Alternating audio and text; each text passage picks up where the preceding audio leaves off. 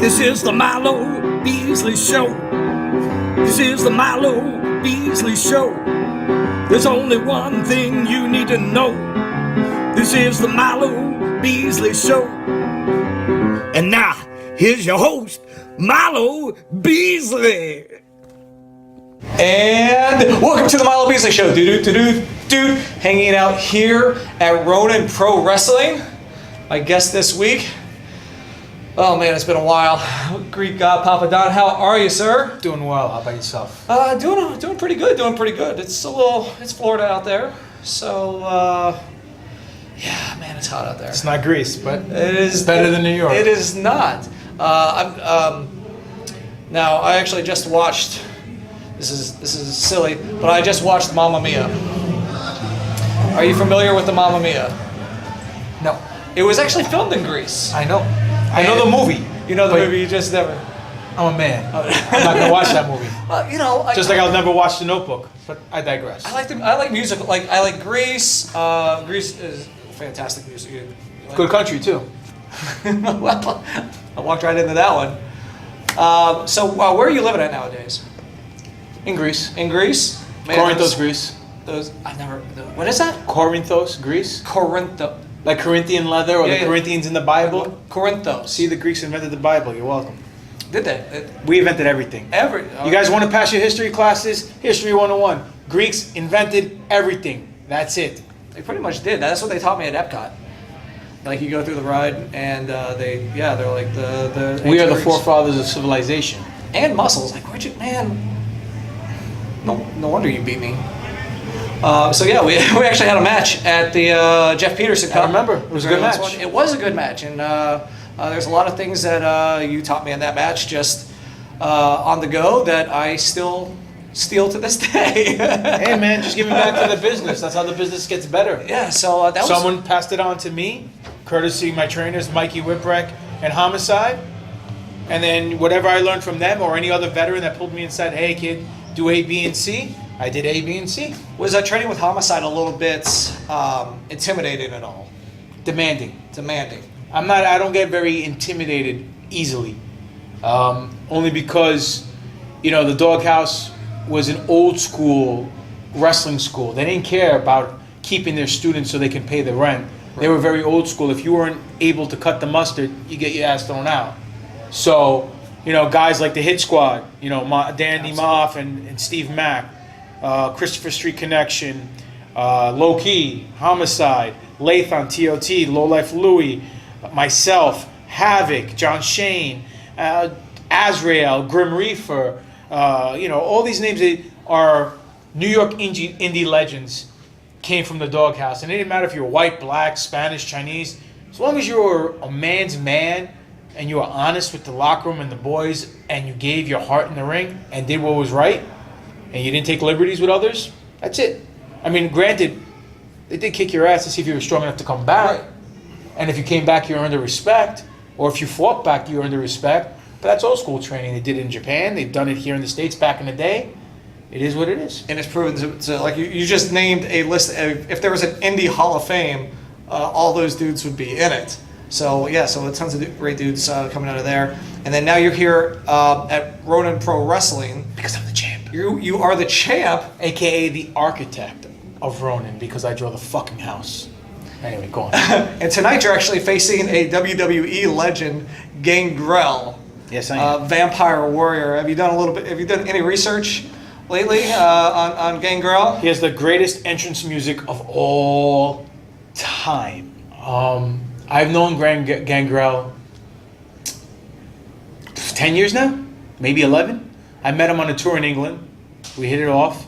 Never wrestled before. It's the first time we're ever going to meet one-on-one. Oh, that's fantastic. Yeah. So after 11, you got to be... I'm stoked because, number one, Gangrel's one of those seasoned veterans that can still go. He doesn't cash it in. He doesn't have an ABC match, insert indie wrestler here, and here, and do the same sequence of moves over and over again. He's what you would call a student of the game and a workhorse.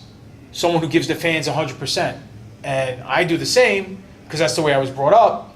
And I don't believe, cashing it in.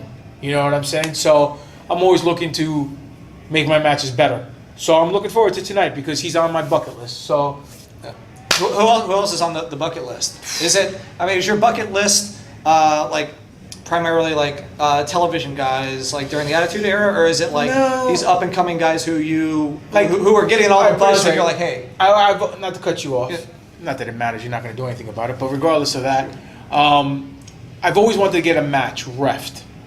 But my favorite ref and the greatest referee of all time, in my opinion, CTE's kicking in from the NWA. He did all of Flair's matches. What's his name? Oh, sorry. oh, you're talking about Tommy Young. Tommy Young. So a few years back, I was wrestling Luke Hawks at the NWA Legends Fest down in North Carolina. I pulled Tommy Young aside and said, hey, man, I've always been a big fan. In my opinion, you're the greatest referee of all time. Sorry, Earl Hebner. I'm gonna agree. No disrespect. No, but- all right, but Tommy Young. And I said, I want you to ref my match. I said, it's on my bucket list. He's like, all right, let me think about it, kid. I'm only here to do rock and roll. I'm not as young as I used to be. I can hang with young guys. Okay. Lo and behold, he did it. So that's on the bucket list. Crossed it out. Cool as hell.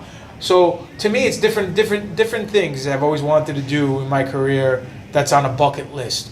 Not necessarily, wrestle a certain individual, Right. but there are individuals I would love to wrestle. William Regal, Fit Finlay. Oh gosh, yeah. Adam Pearce. I know they're all in WWE now, but let's see. Anybody. I like to wrestle anybody, anywhere, anytime because one, I can wrestle any style. I can do the Lucha Libre. I can do strong style. I can do European, scientific, World of Sports style, traditional American. The only style I'm not too fond of is deathmatch wrestling. I'm too pretty to bleed, so I don't want to. But that's neither here or there. Right. If the money's right, I'll do it. It'd be like damaging Greek sculptures. Exactly. You don't put graffiti on